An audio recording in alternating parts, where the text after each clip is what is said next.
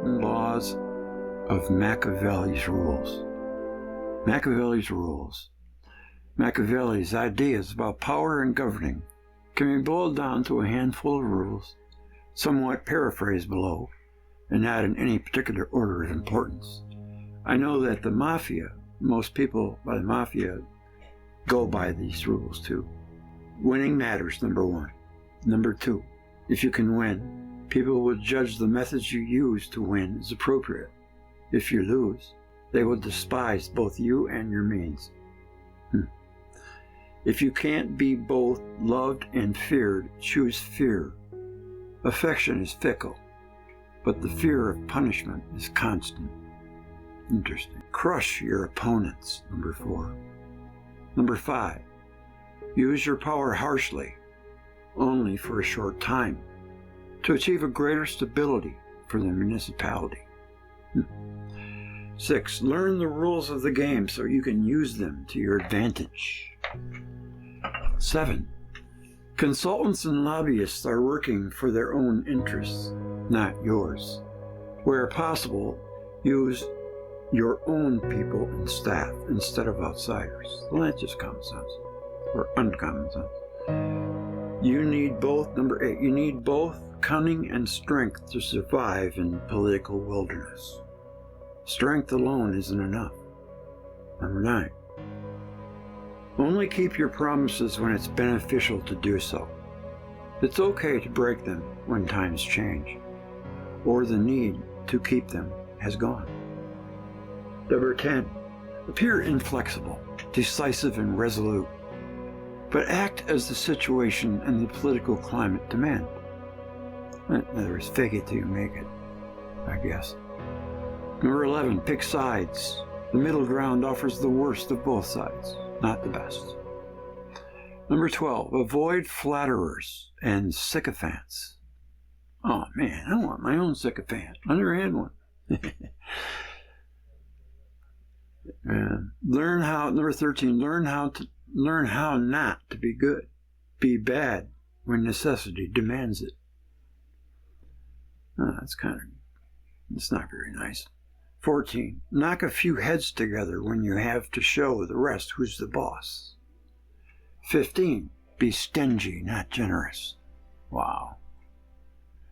16, place your own stamp on the municipality. Erase everything that remains of the former mayor and council. Number 17, change with the times. Number 18, it is better to be adventurous than cautious. Make sure all your advisors, your friends, and staff know their benefits, and their positions depend on your success. Okay, I get that. Number 20, guard your reputation. It is your most precious asset. Indeed, I think it is. Yeah, what people think of you matters. I know a lot of people don't care. I don't really care, but it does matter. Yes, I do. I want people to, like me. I'm sure we all do. But if they don't, you can't change just to make them like you. If they don't, they don't. If they do, they do. You owe your allegiance to the people, not to the civil servants, special interest groups, lobbyists, or your friends. Okay? Number 22, there's more than 21 apparently. Number 22, study the greats. Study history, study politics, strategy, and most of all, study war. Number 23, hire smart people. And that is the rules of Machiavelli. Just who was Machiavelli? Niccolo Machiavelli. Read a little bit about him here. It's always interesting me when people always say that was Machiavellian. I just thought maybe you'd like to find out what that's all about, like me. I get it. He wasn't a very nice person. He was only nice when people were watching, or something like that. Okay, Niccolo Machiavelli, 1469 to 1527, Florence, Italy. Italian Renaissance political philosopher and statesman, secretary of the Florentine Republic, whose most famous work, The Prince, brought him a reputation as an atheist and an immoral cynic. Why do I gotta hiccup? You can't just leave me alone. From the 13th century onward, Machiavelli's family was wealthy and prominent, holding on occasion Florence's most important offices. His father, Bernardo, a doctor of laws, was nonetheless among the family's poorest members, barred from public office in Florence as an insolvent debtor. Bernardo lived frugally, administering his small landed property near the city and supplementing his meager income from it with earnings from the restricted and almost clandestine exercise of his profession. 1498, Machiavelli writes of listening to the sermons of Girolamo Savonarola, a Dominican friar who moved to Florence in 1482. In the 1490s, attracted a party of popular supporters with his thinly veiled accusations against the government, the clergy, and the Pope. Although Savonarola, who effectively ruled Florence for several years after 1494, was featured in The Prince, 1513, as an example of unarmed prophet who must fail. During his tenure at the Second Chancellery, Machiavelli persuaded Soderini to reduce the city's reliance on mercenary forces by establishing a militia, 1505, which Machiavelli subsequently organized. He also undertook diplomatic and military missions to the court of France. In 1503, Machiavelli was sent to Rome for the duration of the conclave that elected Pope Julius II, an enemy of the Borgias, whose election Caesar had unwisely aided. Caesar, I was right around 0 AD, BC, but that's kind of weird. Why would you? Maybe they just called him Caesar. Machiavelli watched Caesar's decline, must be, but it's 1500s. See, that goes back to the 1,000 Years Missing thing. In a poem, First Decim celebrated his imprisonment, a burden that he deserved as a rebel against Christ. Altogether, Machiavelli embarked on more than 40 diplomatic missions during his 14 years at the Chancery.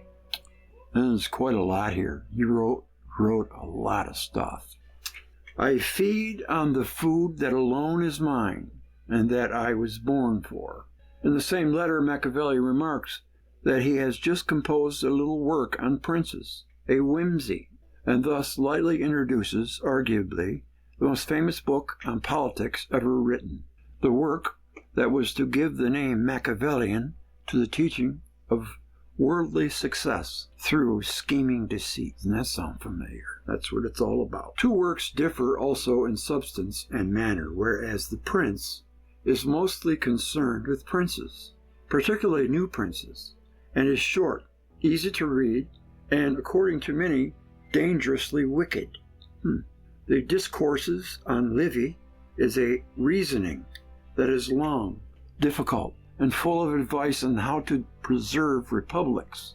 Every thoughtful treatment of Machiavelli has had to come to terms with differences between his two most important works. First and most persistent view of Machiavelli is that of a teacher of evil. The German-born American philosopher Leo Strauss, 1899-1973, begins his interpretation from this point. The Prince is in the tradition of the Mirror for Princes, books of advice that enabled princes to see themselves as though reflected in a mirror, which began with the Cyropedia by the Greek historian Xenophon, 431 to 350 BC, and continued into the Middle Ages. Prior to Machiavelli, works of this genre advised princes to adapt the best prince as their model. But Machiavelli's version recommends that the prince go to the effectual truth of things and forego the standard of what should be done, lest he bring about his ruin and maintain himself. A prince must learn how not to be good and use or not use this knowledge according to necessity. An observer would see such a prince as guided by necessity. And from this standpoint, Machiavelli can be interpreted as the founder of modern political science, a discipline based on the actual state of the world as opposed to how the world might be in utopias, such as the Republic of Plato, St. Augustine.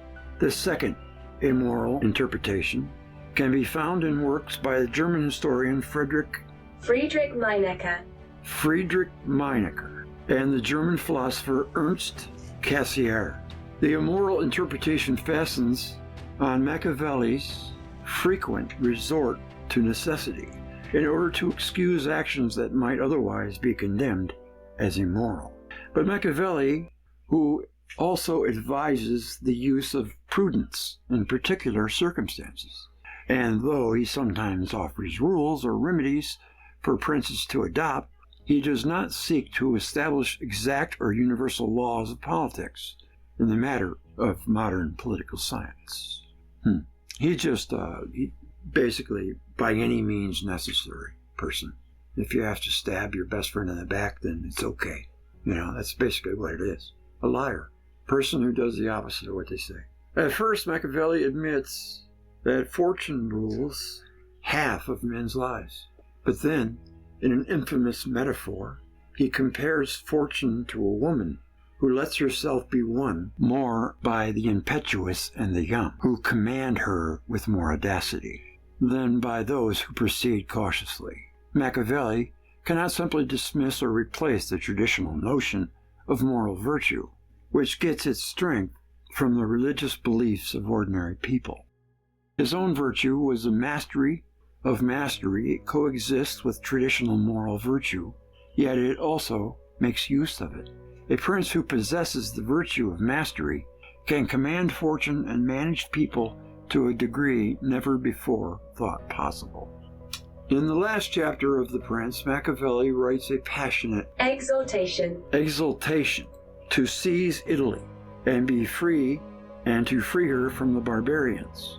Apparently France and Spain, which had been overrunning the disunited peninsula, he calls for a redeemer, mentioning the miracles that occurred as Moses led the Israelites to the Promised Land, and closes with a quotation from a patriotic poem by Petrarch, 1304-74. The final chapter has led many to a third interpretation of Machiavelli as a patriot rather than a disinterested scientist. Okay, and then there's Discourses on Livy. Like The Prince, Discourses on Livy admits of various interpretations. One view, elaborated separately in works by the political theorists J.G. Pocock and Quentin Skinner in the 1970s, stresses the work's republicanism and locates Machiavelli in a republican tradition that starts with Aristotle. I have never read The Prince. I have just heard, the word Machiavelli a lot. I just was curious. He was a politician, basically, and the rules that he lived by, pretty much all politicians and mobsters go by. That's all I really know.